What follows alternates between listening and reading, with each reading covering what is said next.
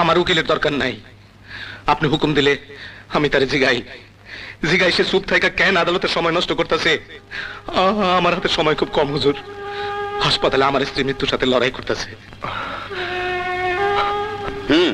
আমি এর বাপ কিনা সে কথা জিগামো না, আমার স্ত্রী তার মা কিনা তাও জিগামো না।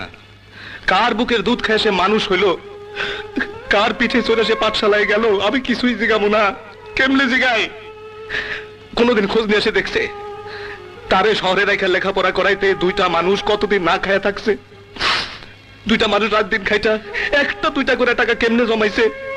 তার পরীক্ষার ফিস দেওয়ার জন্য শরীরের রক্ত কেমনে বেচছে? হুজুর, তারে মানুষ করার জন্য না খায়া পেটে পাথর বাঁধছি, সেই বিচার চাই না। বিচার চাই না তার জন্য আমার উকিলের দরকার নাই। আপনি হুকুম দিলে আমি তারে জিগাই জিগাই সে চুপ থাকা কেন আদালতে সময় নষ্ট করতেছে?